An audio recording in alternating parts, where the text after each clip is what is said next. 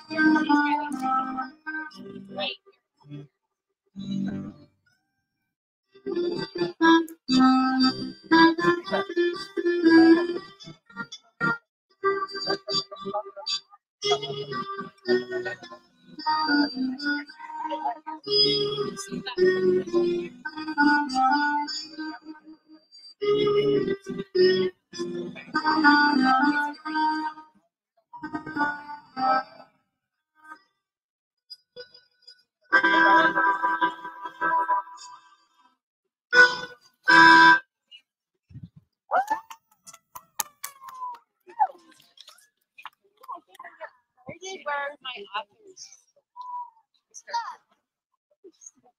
Like it's how the authors.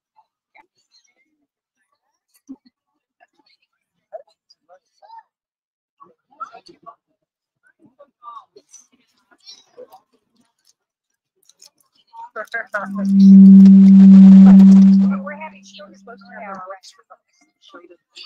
Well, I have to read from it, so. No, I just. Go ahead. Oh, no, you don't. Oh, okay. Why don't we go to this chair until they? I just want to sit so if there's someone closer. Be careful of the cable. Let's go to the chair. What?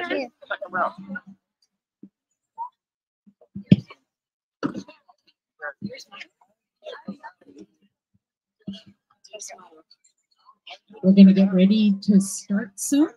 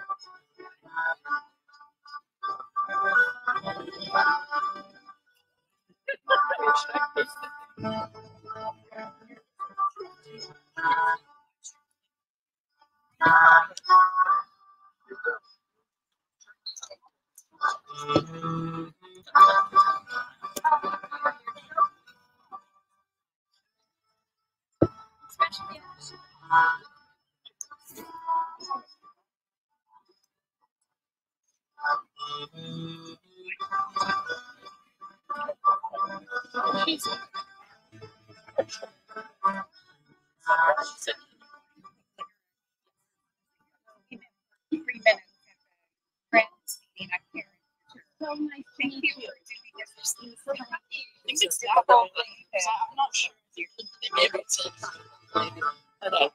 I need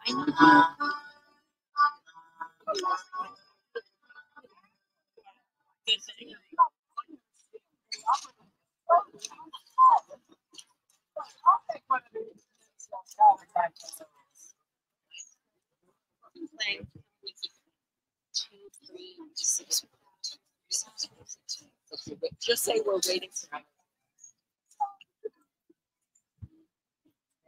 You can play whatever you like. play something. Yeah. You might.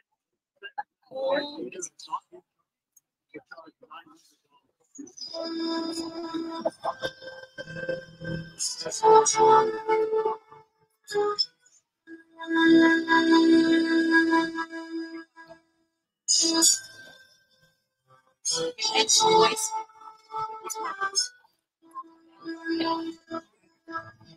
Do you want me to go? No, I'm down to Oh. No, so Chris is here. Yeah. Wait a second. So she's my seat. You see her? Yes. Okay. You know, I could go and Can you do that? Furniture. Thank you. Ira.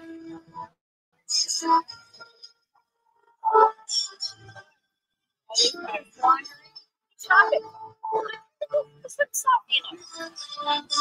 it.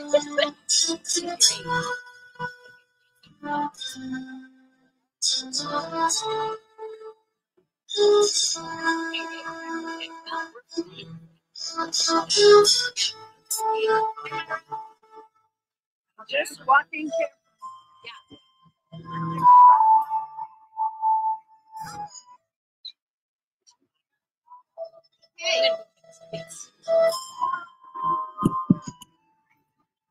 Thank you, Mike, for the accordion music. We're ready to start. Hello and welcome to our author reading. I'm Coke Lau. I am the president of the Friends of the Portola Valley Library. Our mission is to provide... Sorry about that. I'm Coke Lau. I'm the president of the Friends of the Portola Valley Library. Our mission is to provide financial support, thought partnership in the steward of our local community library. And we are really honored today to be hosting this author reading. We will be live streaming this event, but our cameras will only be focused on those authors on the stage, so we're not filming the audience. This afternoon, we are really pleased to host 3 local authors, each of whom will share their work, and each of whom participates in a different genre of writing. I will have more to say about each author before they start, but let me briefly start with an overview of them. First, we'll hear from Karen Huberman Yakowitz, who will read from one of her many published children's books. Children are invited to the stage when we do this portion of the reading. Next, we have Ateret Castlehorn, who will read from her young adult science fiction set in the year 2100.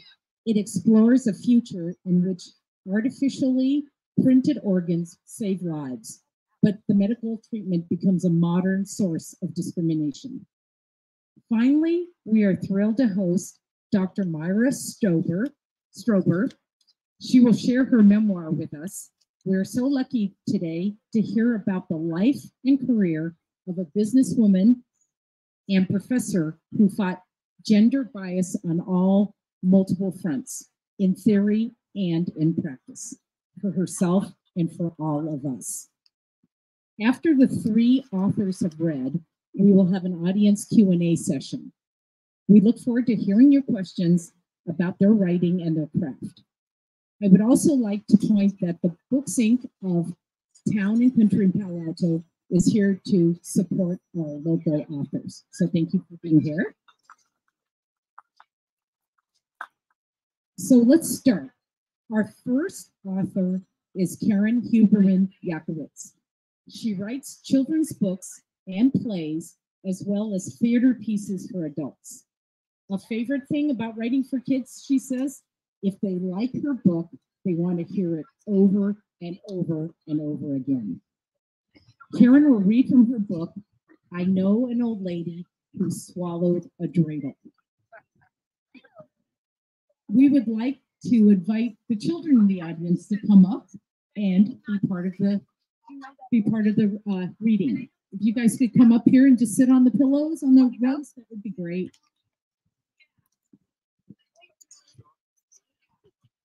Thank you. And as they're getting settled, many of you probably remember the song, I Know an Old Lady Who Swallowed a Fly. And some of you might also know the Scholastic Books, There Was an Old Lady series. Although the holidays might feel like a long ways away, we are very excited to have Karen share her contribution to this hilarious set of books that has this old woman eating weirder and weirder snacks while teaching the children to identify, recognize, and differentiate letters and sounds. Karen, please begin. Thank you. I Know an Old Lady Who Swallowed a Dreidel is in the genre of the old lady takeoffs on I Know an Old Lady Who Swallowed a Fly, but it's also a part of the cumulative rhyme that we experience many times in old folk songs, or even in, if any of you know the Passover Seder, there's the little goat song of Haggadah, where a goat is swallowed by, is attacked by this and this and this, and it builds and builds and builds. And it's old in many, many cultures to have cumulative rhyme. The thing about this book also is that David Slonim, who did the illustrations, while I did a parody on I Know an Old Lady Who Swallowed a Fly, he did parodies on famous works of art. So this is an art history book and a Hanukkah book and an old lady book. Okay, are we ready? Yes. I Know an Old Lady Who Swallowed a Dreidel. And on this side of the cover, you see, and I'm going to be speaking to the children here, you see a cat, right? And playing with a dreidel. Well, this kitty plays a really important role in this book. Do any of you have cats? A kitty? I have one, Carmelita. They can be naughty as well as very sweet.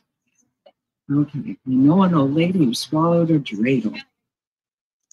And it starts out with a family in a car going to visit their grandma.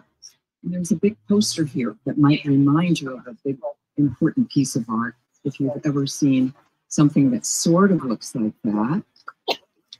It might remind you of the Mona Lisa. And as they go through the snow, because we know this is back east, it's not out here, the family arrives and she greets them. This is all without words. And here are the mother and father with a menorah. And if any of you here think American Gothic, you got it. And she hugs her grandchildren, and she's going to serve everybody some bagels before they begin the rest of the Hanukkah ceremony. And by the way, Hanukkah isn't until December, but it's never too early to think of Hanukkah. So they're all having their bagels and cream cheese. And what does the kitty do? Can you see her? Yeah, you can come closer if you want. There's more room over here, maybe. The cat picks up the dreidel and drops it on top of the cream cheese. I know an old lady who swallowed a dreidel, a Hanukkah dreidel she thought was a bagel. And here she is, she's swallowing, and then another famous painting. Yes, the screen. Perhaps it's fatal. Oh no, we don't want her to.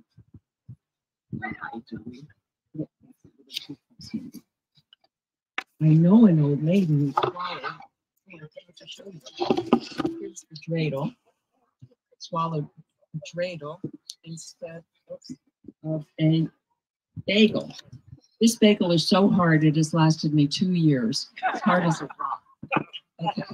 I know an old lady who swallowed some oil, a pitcher of oil about ready to boil. She swallowed the oil to wash down the dreidel, a Hanukkah dreidel she thought was a, yes, perhaps it's fatal. Good, join in anytime you want. I'd appreciate it, actually. I know an old lady who swallowed some latkes. Here are the latkes. 5 platters of latkes. Oops.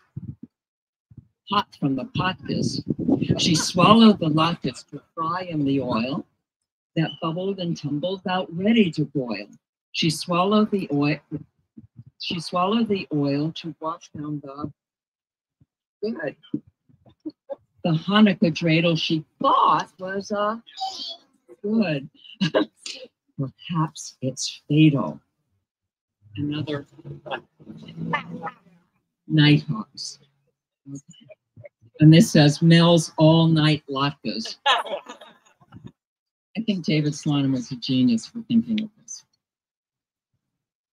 I know an old lady who swallowed some sauce. I have a little bit of sauce. Swallowed some sauce, some smooth applesauce that she downed with in a toss. She swallowed the top sauce to sweeten the latkes.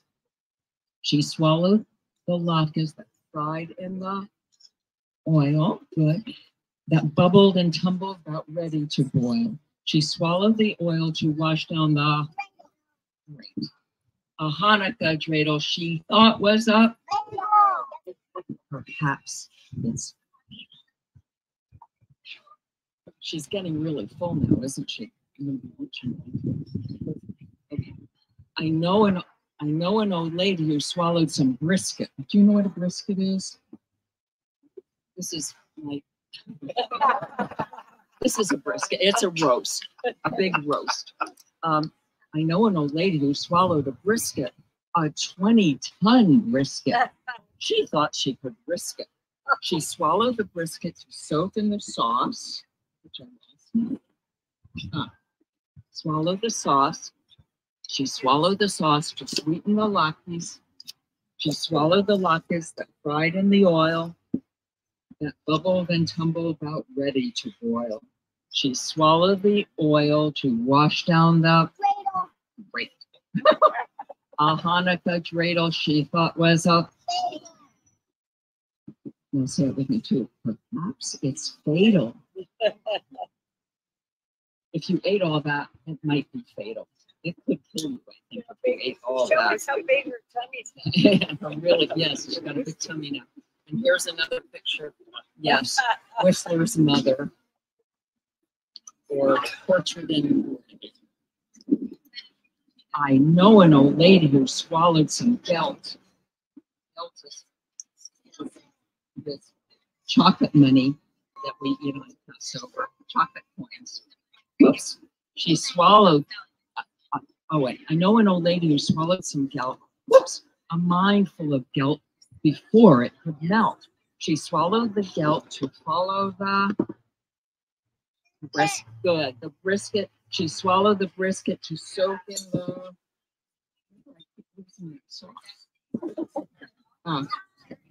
Here it is. She swallowed the brisket to soak in the sauce. She swallowed the sauce to sweeten the latkes. She swallowed the latkes that fried in the that bubbled and tumbled about ready to boil. She swallowed the oil to wash down that Hanukkah she thought was perhaps it's fatal. Look at all that gelt she ate. She is really getting full. Oh, look at this one. Oh my God. And here, what do we have here? A big menorah, right? And you'll later learn the painting from this, which I'm sure your parents will yell out right now. Starry, starry night. Yes. Gonna get them going. I know an old lady who swallowed this a menorah. Not so easy. A menorah, a mountainous menorah while we danced the hora. She swallowed the menorah that stood near the gelt.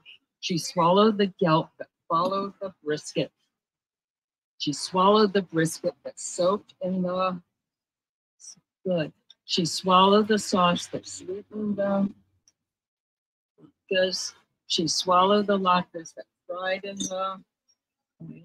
She swallowed that bubbled and tumbled about ready to boil. She swallowed the oil that washed down the Hanukkah dreidel she was sure was a. Perhaps it's fatal. And you probably can't see it easily, but what is this kid that's holding on with her teeth? There she is holding on to the menorah with her teeth, hoping to swallow it. She's determined. Look at this. Oh my gosh. No, I don't have candles that are that big. I have some Hanukkah candles. I know an old lady who swallowed some candles.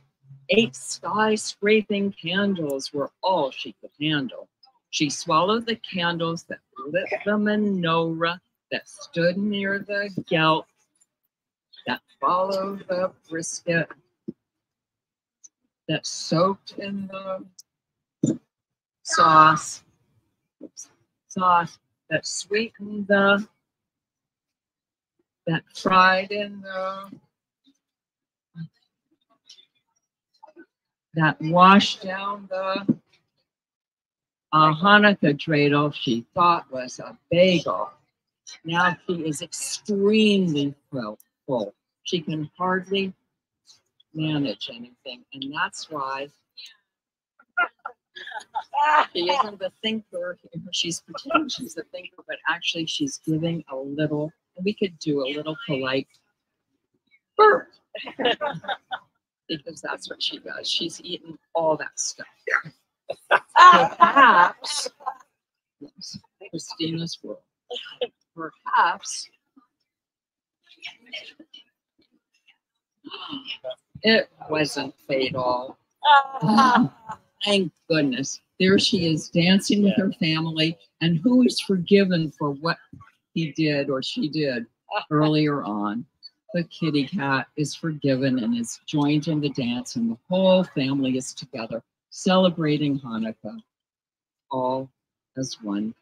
And there is the Mona Lisa as they're leaving, or the Mona Grandma, and says it's all turned out okay. Thank you, all. Thank you. Thank you, Karen. That was wonderful.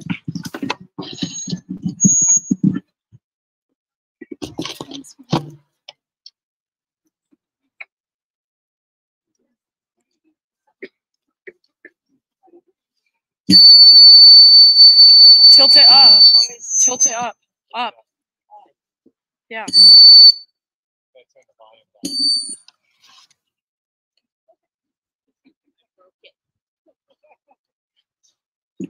It's always the sound. No matter where you go.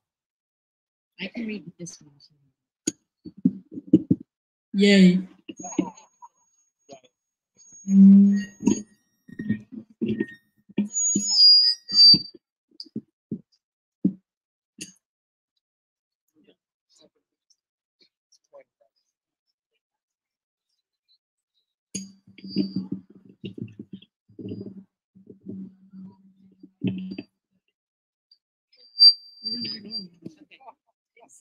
I'll read this. You gotta move it away from the amplifier. Yeah.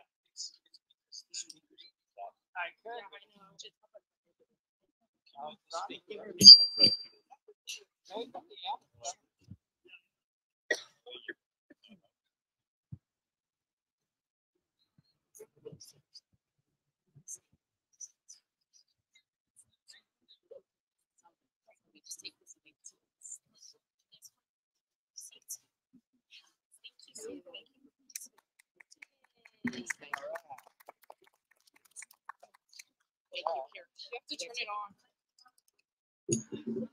Can you hear me okay? Thank you, Karen, very much. And thank you for the children for participating. Our next author is Ateret Hassan.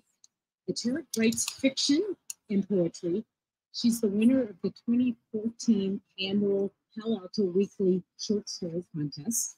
Her work has been published in multiple literary and medical journals and can be accessed at AteretHassan.com. She will read from her debut novel, Call Me Obi. Spell your name. Oh, thank you, Coke. Ateret, A-T-E-R-E-T. And also, thank you to Orly and to Mike for being a human mic stand earlier. We did a lot of sound testing. Thank you all for the comments, suggestions. Live performance, we tested this out and decided that a human intervention is preferable to the technology. And with that introduction, I'm going to start reading about artificial organ printing. So this is Call Me Obi. It's debuted in 2022. And I will read from the first chapter. I didn't have to pay for my heart because of the vote. My parents won't tell me how they voted, but I can imagine my mother, her ankles swollen, one of her hands supporting her pregnant belly, leaning over the digital console to face this decision with full knowledge that I'd be born with blue lips, the need for multiple cardiac surgeries, and a higher risk of learning disabilities. What parents wouldn't want their defective daughter to have an artificial heart three-dimensionally printed for them? Who wouldn't want to hit the reset button on their baby's most important organ with little risk and for free? I am a mooch, a beneficiary of the magnanimous Oregon Outturn for Child Health program. I think that people knew devices were going to be expensive, the same way that the price of wheelchairs, the expensive ones, made them out of reach for many back in the day. Guilt made them institute mooch so that all of us who were born crappy could rest in the noble arms of society, knowing that we were not discriminated against for how we came into this world. I mean, I can't help the way I was born, and most people understand this, or at least say they do, before they turn around and vote to lower the age beyond which we're held responsible for ourselves. I think that when the organ donor question was removed from driver's license questionnaires, maybe people stopped feeling like they could help others. Maybe they switched from an ourselves to a me and you point of view. That was when organ printing became common enough to overcome the scarcity. That's the way the history books mention that big gap between the many people who needed organs because they were sick or just didn't want to die yet, and all the organs that were available. But what do I know? I'm 15 and wasn't alive before the year 2085. I don't really hate being called a mooch, though. What I can't stand is the word artificial. It has to be the most misunderstood modern word of the 22nd century. The media puts it in front of anything. They started with intelligence, and now it goes with medicine, housing, teaching, and in my case, organs. When I asked House, the system that runs our home, to look artificial up in the thesaurus, I stopped the readout because I got too irritated. I am not fake. My heart was created for me using my own cells. If that isn't authentic, then I don't know what is. My best friend Mateo says I overthink things because all cardio plants do. It's as if those ventral cells pump too much blood into our brains. Mateo's cornea was messed up, so he is an eye plant, or as he likes to say, an ojoso. He has to volunteer next to janitorial drums, cleaning up beaches and parks to pay his off because his problems weren't diagnosed until he was older than 13. Mateo can't hide because his transplant went through some kind of spontaneous mutation in the lab that made the tissue adopt a bluish hue instead of being clear. His case was tricky because it required heavy genetic engineering to avoid simply growing a cornea with the same exact issue. The way he tells it, instead of growing another, his parents accepted a defective one for a sharp discount on the number of hours Mateo would have to spend volunteering for it. But Mateo doesn't complain. Actually, he says that the best part about his being forced into the open about receiving an artificial organ is that people forget he's Mexican. Just last week, he was walking home from school and someone rolled down the window of their vehicle and yelled, "Get an oil change." This, in case you can't tell, is because people think of us as machines. "See, Obi," he said to me afterwards, his newer cornea sparkling unevenly. "Humanism trumps racism." Is that good? I take pride in making society invent a whole new way to define us versus them. I like to make people really have to think. Mateo is the only person, aside from my folks, who knows about my heart. He's been my best friend since middle school. The only other thing we have in common, besides being artificial, is that our parents sent us to an old-fashioned in-person school. Mine do it because they, well, mostly my dad, insist that I spend time in the real world. He also wants me to have a set schedule instead of the whole on-demand, when you feel like it approach that virtual reality artificial intelligence, or VRAI, homeschooling has become. The VRAIs were supposed to be strict, but they're also designed to match with our needs and feelings and natural dispositions, the result of another referendum I won't get into. So my dad, with his hand-knit baggy sweaters that aren't even water resistant, insisted on sending me to a school. The lone one is about 100 miles away, which only takes 15 minutes on the speed rail, but is still a pain compared to staying at home in my sweats and VR goggles. Now, believe me, bullies can figure out how to get to their targets digitally, but I think that having to go to an in-person school delivers us right into the lion's den. That's actually how Mateo and I met back in the 7th grade.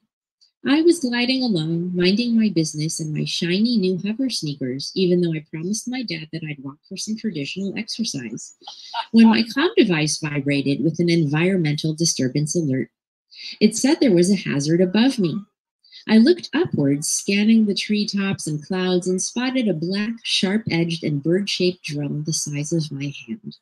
It flew straight up, reversed direction, and then dove down over and over.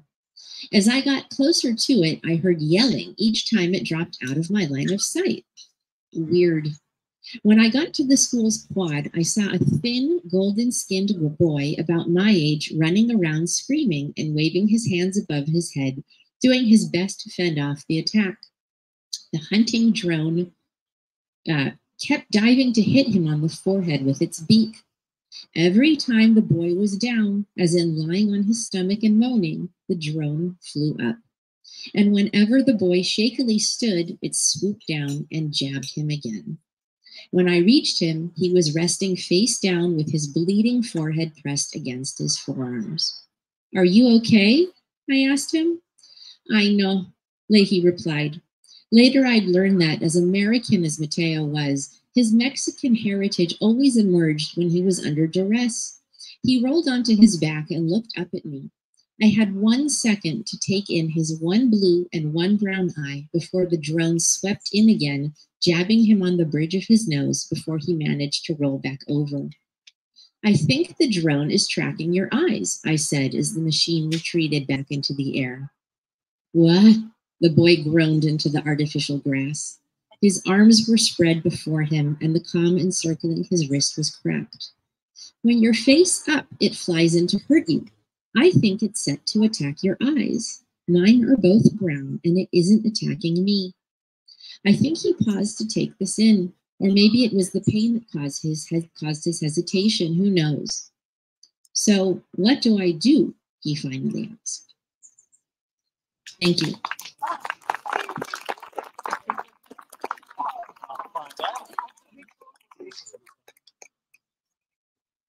You have to read the book to find out. Thank you, Tom. Our final author is Dr. Myra Strover. Myra is a professor emerita.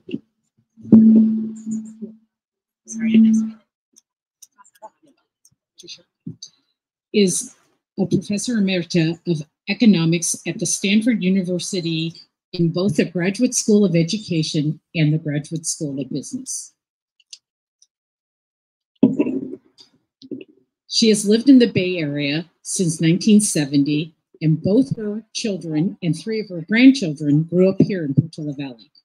When she first came to California, she lived in Ladera, and her son went to preschool exactly here where we are today. Myra will read from her memoir, Sharing the Work, What My Family and Career Taught Me About Breaking Through and Holding the Door Open for Others.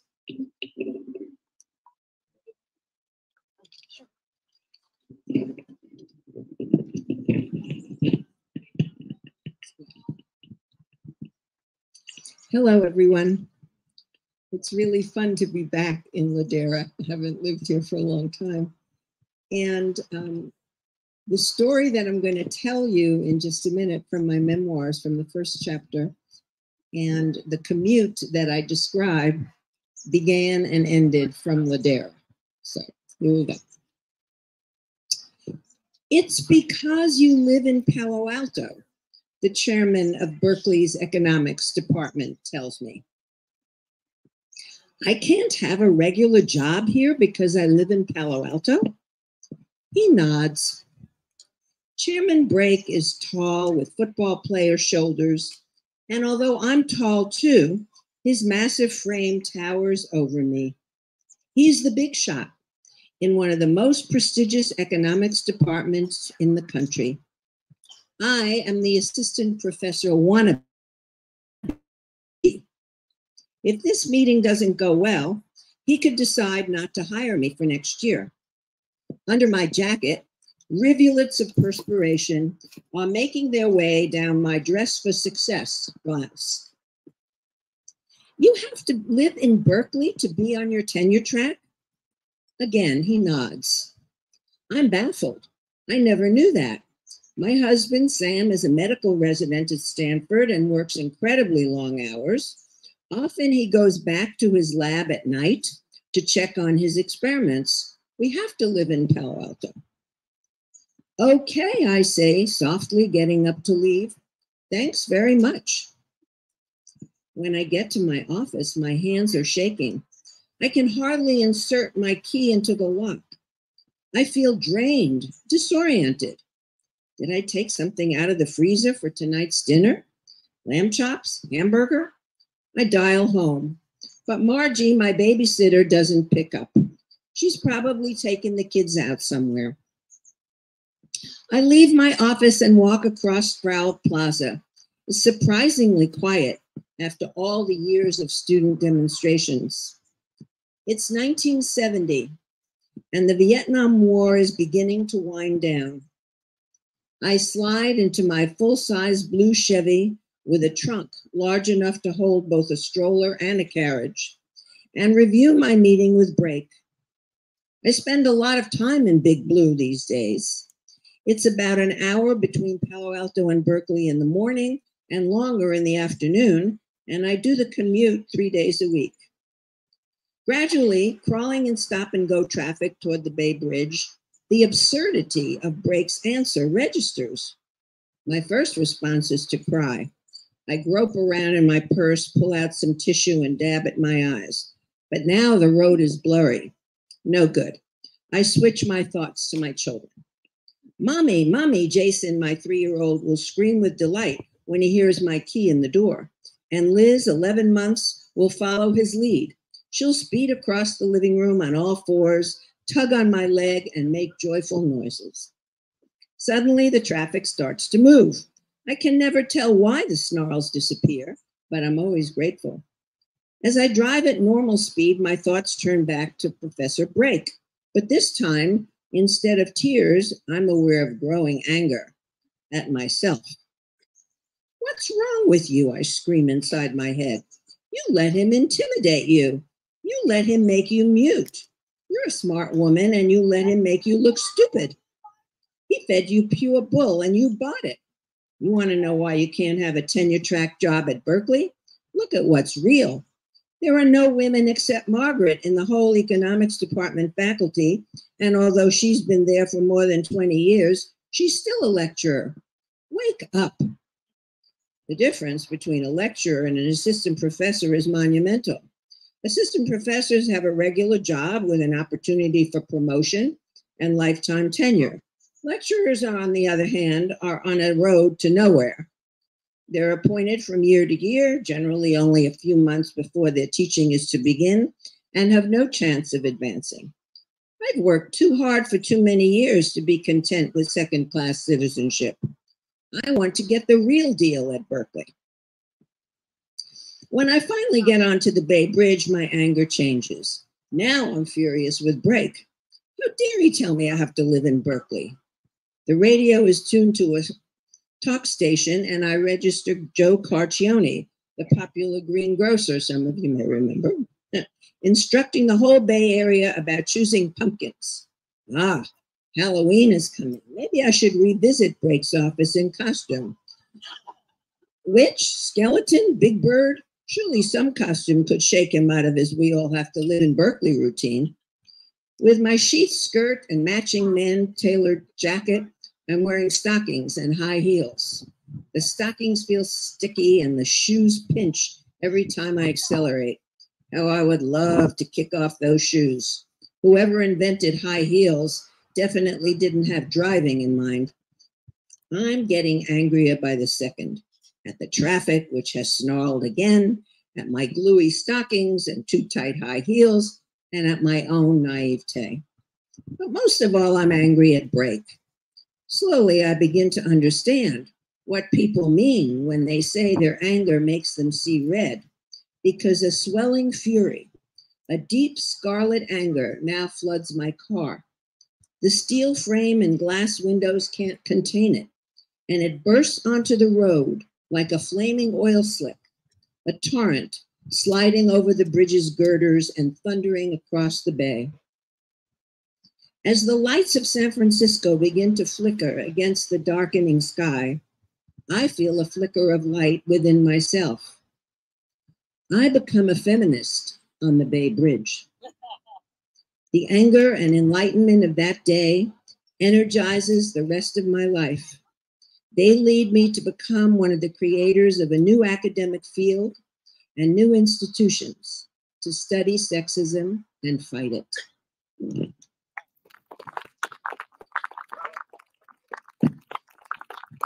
So unfortunately, Books Inc. does not have copies of my memoir. If you want to look at it, you have to get it somewhere else. From Amazon, you can. Sharing the Work, it's called.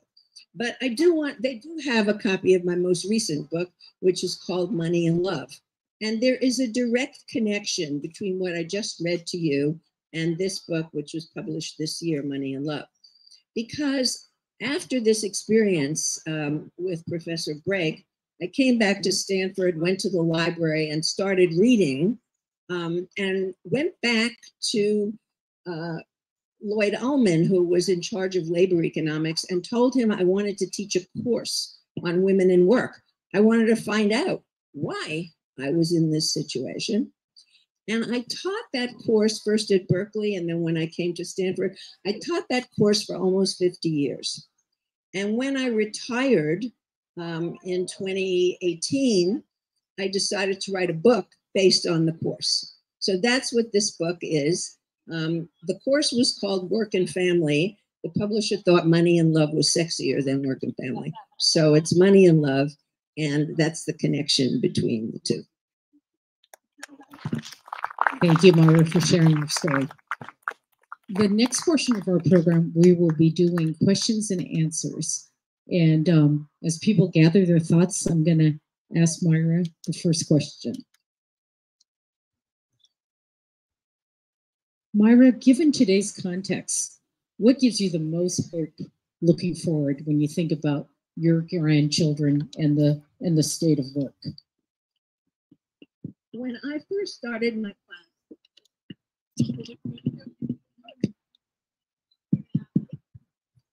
can you hear me? Yeah. When I first started teaching my class at Berkeley, it was called Women in Work. Then one year, an intrepid man took the class and he said to me, if you would change the title to Work and Family, I will personally recruit guys for you for next year. So I did and he did. And the course was so much better. And what gives me the most hope is the change in men since 1970. So my students who are men talk about how they're going to share housework. They talk about the fact that their wives' careers, their wives-to-be, are just as important as theirs. And they are part of a revolution which women started, but which cannot possibly succeed without men being part of that revolution. Thank you. Do we have questions from the audience? Yes, go ahead. Yeah, I had two. I just wanted to make a comment too. Myra, I graduated from Northwestern in 1970, and I didn't know one girl that went on to medical school or law school. We all became teachers. I mean, it just, you know, when you're saying that, it's just making my blood boil. And luckily, some went on to become lawyers because then we sued people like Dr. Brake. Can people hear? So I'm going to repeat. So Okay. that's how it's. So what was your name? Joanne. Joanne was just sharing with us that when she graduated from Northwestern in the 70s, her 1970. 1970s, yes, that year, that her fellow graduates went to become teachers, none became lawyers or doctors. And that changed because with lawyers, we eventually sued people like Professor Brake. And then there's a question. So I had a question for you. Oh. Did you study about printing organs? It's completely freaking me out. Thank you. The question is, did you study about printing organs? It's completely freaking me out. The answer is, it's not my professional background. My professional background, my degrees are in public health, and my professional background is in U.S. hospitals. I came into this knowing a lot about policy and a lot about how to interview experts. And I interviewed a neurosurgeon, a trauma surgeon, a neuroscientist. There are more. And did research on YouTube as well, where I observed surgeries. Also looked at a lot of research coming out of Israel, where they were actually printing cardiac cells. And that gave me what I needed to write on the OB. Thanks for the question. So is that Yeah. really going to happen? I think that it is going to happen. Yeah, I do think it's going to happen. And what I went for with OB is that artificial organ printing, I think artificial is a misnomer, and that her rage is justified. Her heart isn't artificial. They take cells, read the book to find out more, but they take cells, human cells, and use them to recreate a heart that does not have the defect that she was born with. And I do see us headed that way, yes. Another question? Yes, go ahead.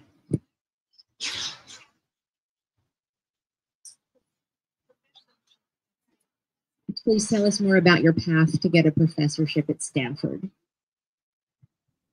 Well, the previous questioner, what's your name? Joanne. Talked about lawyers who sued. That's the route.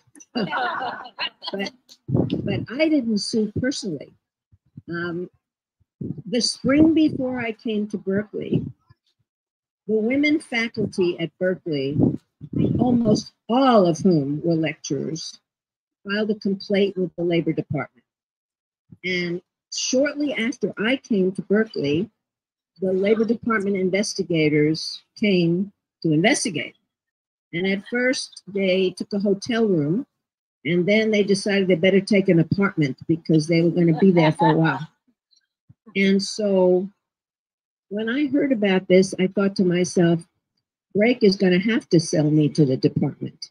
And that's indeed what happened 2 years later. I got an offer for an assistant professor. But Stanford, who had not been sued because there were no women here to sue. I mean, There still are. they got nervous. And so the year 1972 that I came to Stanford, I was the first woman to teach at the business school. The law school hired their first woman. The engineering school hired their first woman.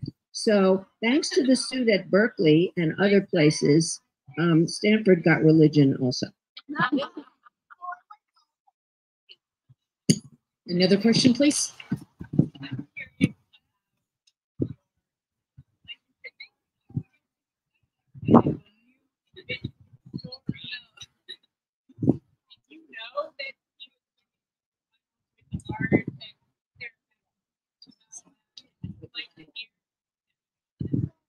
So Pamela is asking Karen, our children's author, about Karen's relationship with her illustrator and what ideas were preconceived versus took place sort of spontaneously during the crafting of your book.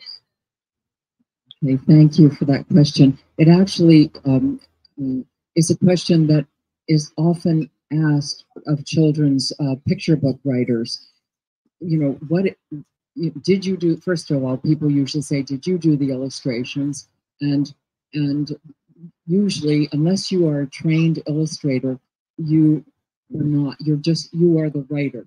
What I did with this book and all my picture books is that I sent my manuscript to my agent, who sent it to different editors. And when a picture book, the words, the text is accepted by an editor, the editor is the one who will find the illustrator.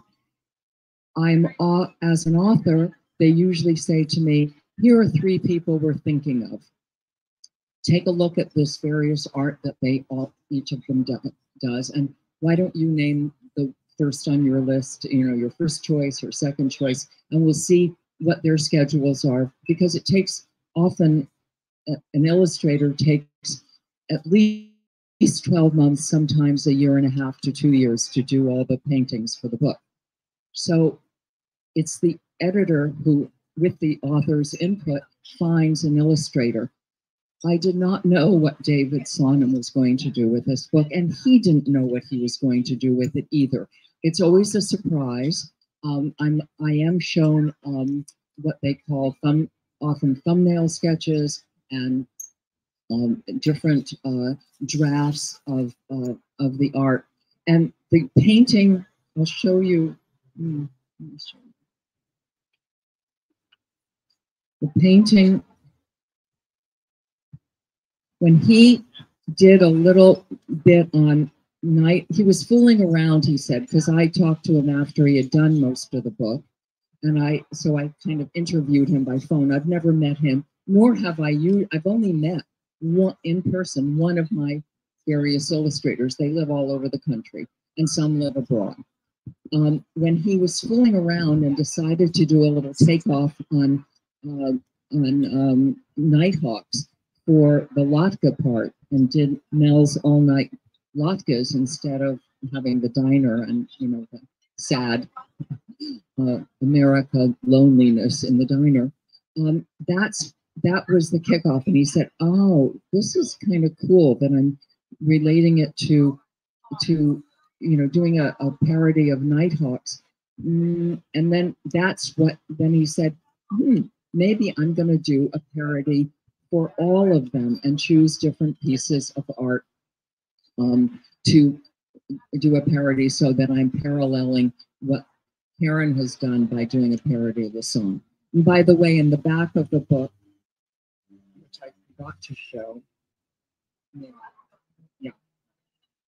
in the artist note, he has a picture of each of the it's the pictures that he has done, the parodies, and that's for a special reason, because you have to show in order to show the original art, you have to get permission for everyone, and Andy Warhol's estate would not allow permission. Therefore, none of the other pieces of original art, even Rembrandt's, could be shown. But what he does here is have all the parodies shown, and it lists the name of the real piece, like Starry Night, then it says it's 1889, Vincent van Gogh, and where it is located, the Museum of Modern Art in New York, so that the kids can look that up and say, oh, if we ever go to New York, or oh, we're here in wherever. And the kids love trying to identify things. They've had a lot of fun. So thanks for that question. Do we have another question from the audience?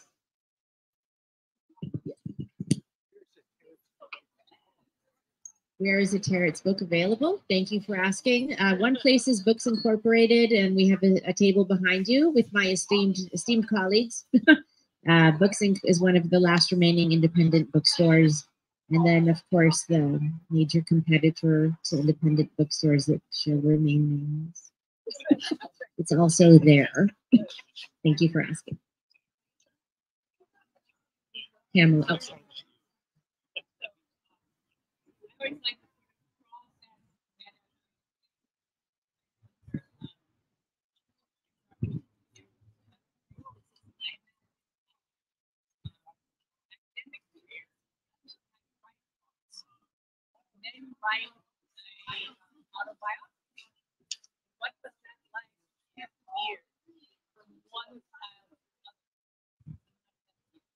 So I'll repeat it for the live stream. Pamela is asking Dr. Strober, after a career of academic writing and research-based writing, what it was like to shift to memoir.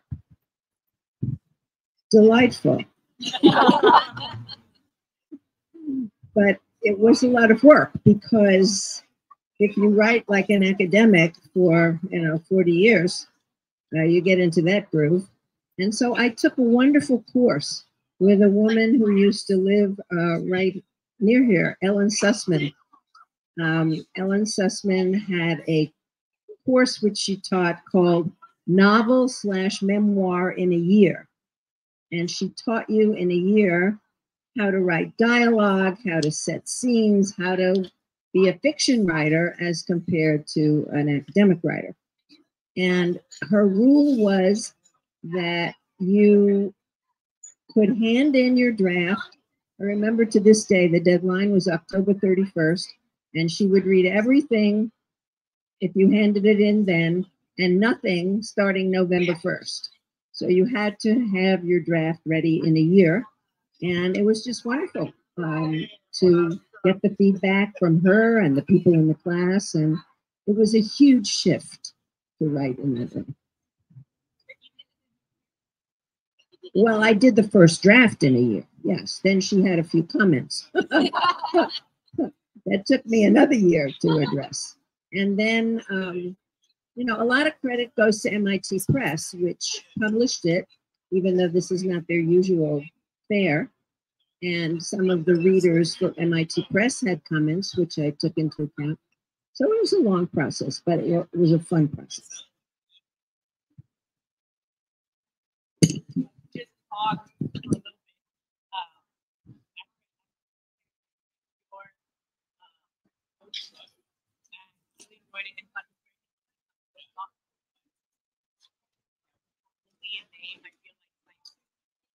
I know that you're now writing this.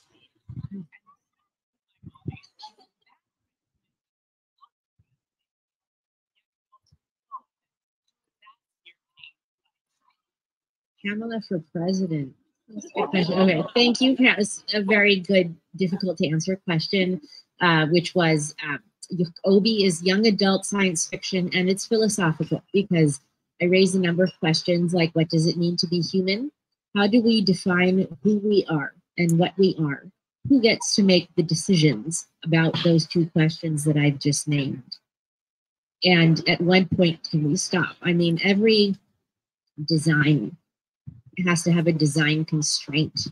You know, when we're doing making a car, there's gas mileage. With books, with this book, the constraint was brain transplants. But the beauty of literature is that the constraint becomes the barrier for the main character to have to handle without ruining the plot. I'm going to share that the design constraint is a gift that the author can give to the main character that makes them go.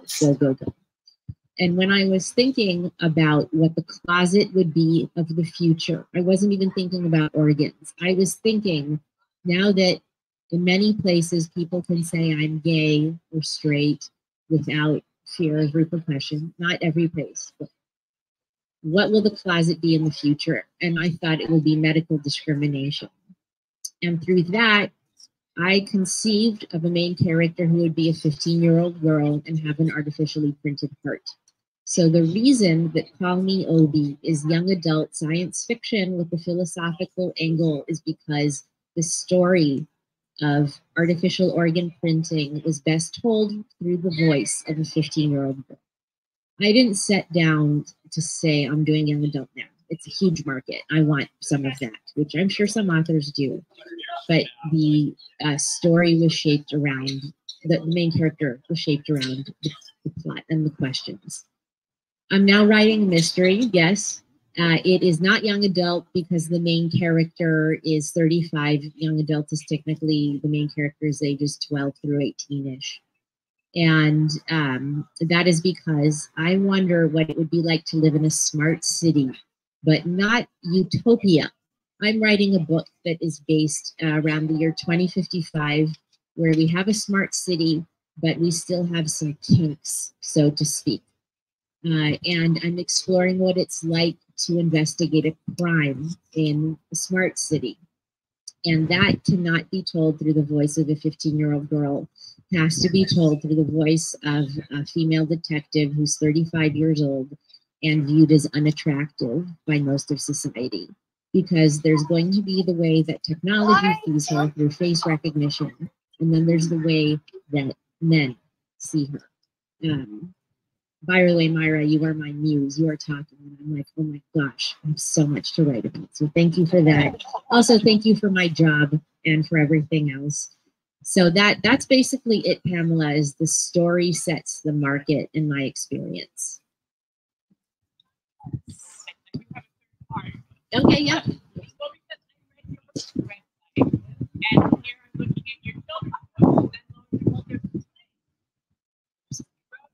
You wrote a play. How did that happen? How did writing plays happen? I've written several plays, and actually, when Myra was talking about taking the course from Ellen to write a novel or biography, Myra was in one of my plays, and she would say to me, "I can't come to that rehearsal. I must be at the course." And by the way, Myra was totally wonderful in her part. I've always loved theater. I used to do acting, and I used to do other things, and so years ago I wrote a play with a friend called Jeans the Musical, which was the story of Levi Strauss and Blue Jeans. And that was put on in different places in the Bay Area and had a nice life. And then I was lucky enough to take a course from Anna Devere Smith in San Francisco. Yeah, I can hardly believe that I got to take a course from her. And she, of course, is brilliant and uses real life stories in order to and then she portrays those various characters, and I've seen her perform as well. So I use that to do what Myra was in. I took real life love stories from people at my synagogue. Actually, I said, anybody who wants to tell me how they met can tell me, and I wrote up these different stories. And I said, and I'm going to use every one of them in this theater piece, which is called Beshert, which in Yiddish means meant to be or kismet. And so there were 16 different couples stories, gay and straight and everything in between. And it was very satisfying for, I think, for the congregation to see that, to see their own lives on stage. And I use people, just amateur people, and it was a lot of fun.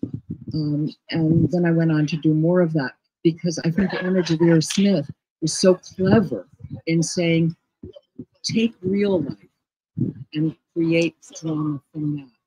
It has a power that is incredible. And of course, she's used that for social change in amazing ways. I've used it a little differently for more personal stories. So that's it. Thank you very much for your participation, and thank you very much to our three authors for reading and answering questions. It's very interesting. Thank you. So in closing, I just want to make a couple of acknowledgments. As Atarit said, we want to thank Books Inc. for being here. Alina, supporting our local authors, and it'd be great if you support our local independent bookstores. And I'll have to put in a plug for the Friends of the Portola Valley Library. We hosted this session, and Atarit is our newest board member. We're thrilled to have her. And we have several of the people from the Portola Valley Friends here. So if people want to get more information, we're going to have a table here after the presentation. And also wanted to thank Orly for her brilliant technical support to make all of this possible. So again, thank you for coming. Have a good afternoon.